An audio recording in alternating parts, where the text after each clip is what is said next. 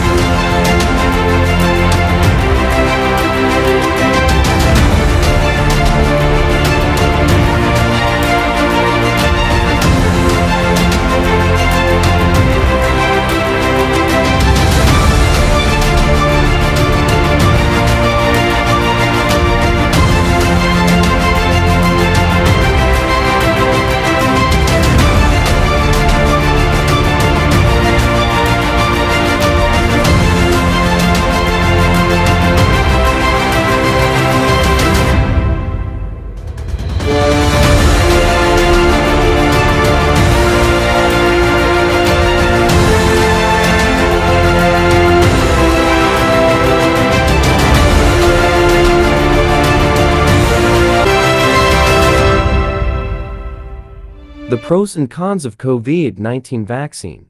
The COVID-19 vaccine is authorized by the FDA under an Emergency Use Authorization or EUA.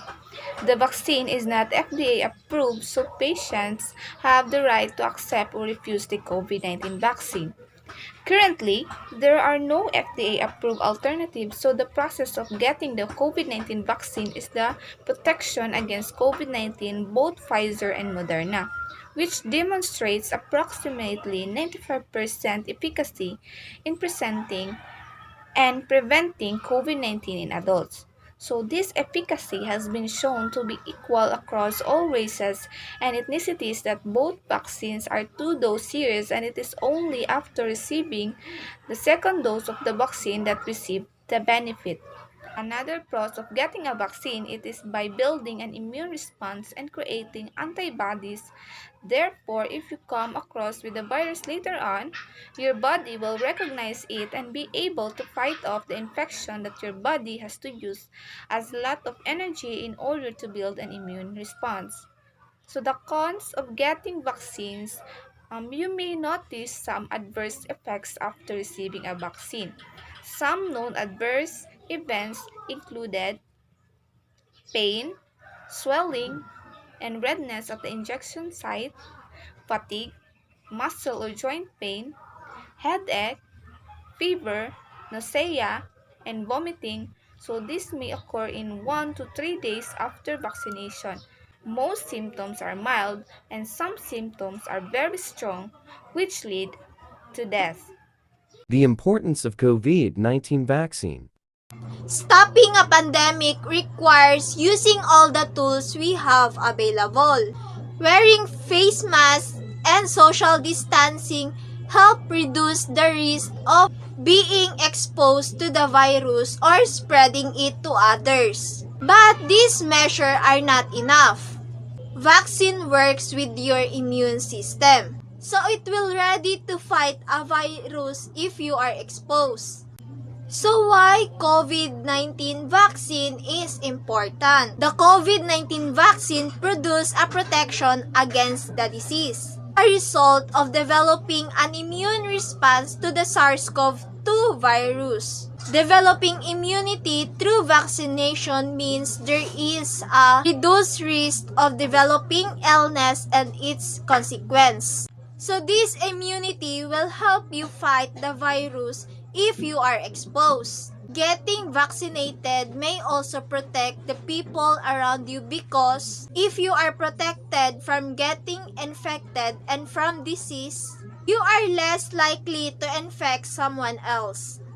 So COVID-19 vaccine is important because it will not just protect yourself, but also it lessens the risk of spreading the virus to the people that surrounds you.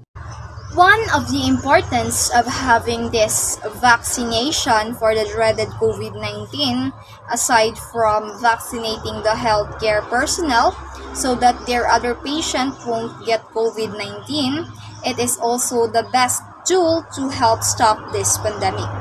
And there would be a possibility that everything will be back to normal.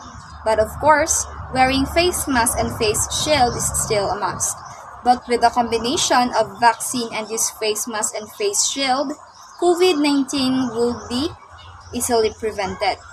The vaccine will work with our immune system. It will help us to have a healthy body so that we won't easily get the virus. And by that, we are protected from the COVID-19. Therefore, the COVID-19 pandemic vaccine is important in saving not only the lives of those who have COVID, but also saves the lives of those people around them. Not only that it will save lives, but also bring the life back that we once lost. One of the importance of COVID-19 vaccination is to help stop the pandemic. Stopping a pandemic requires using all the tools we have available. Wearing masks and social distancing help reduce our chance of being exposed to the virus or spreading it to others. But these measures are not enough. So if we get vaccines, the vaccines work with our immune system so it will be ready to fight the virus if we are exposed.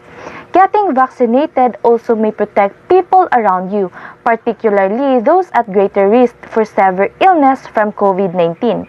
The combination of getting vaccinated and following CDC recommendation to protect yourself and others will offer the best protection from COVID-19.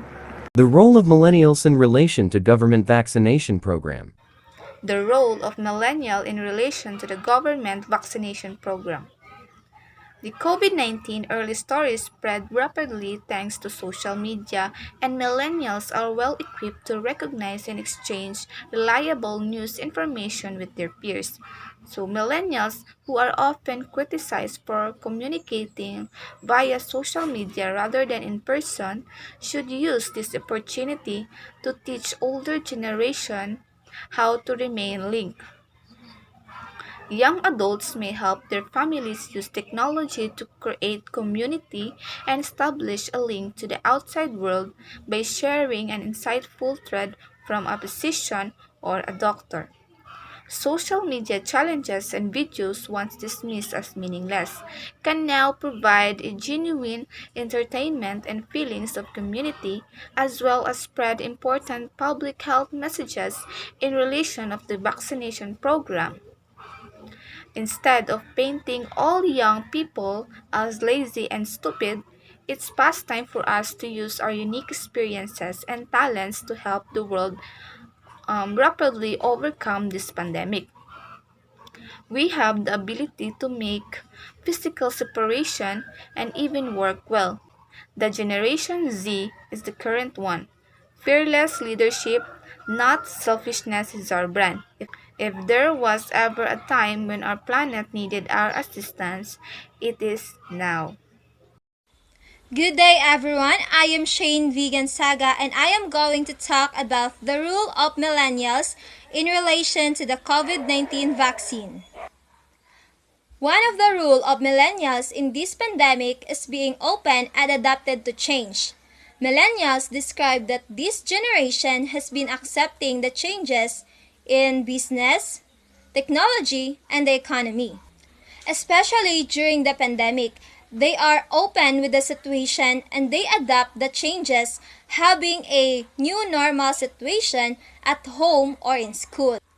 As the coronavirus pandemic continues to upend the school across the country, many educators, policymakers, parents, and students have their hopes of returning to normal on the development of the vaccine. And we as millennials can be a role model in everyone by using a social media platforms. In that way, millennials can also help through social media. In fact, the millennials maybe even be the first generation to be fully globalized online. In that way, we can help everyone by giving them an awareness about the COVID-19 vaccine. Now, Now, more than ever, stop stop Stop! COVID-19 forever.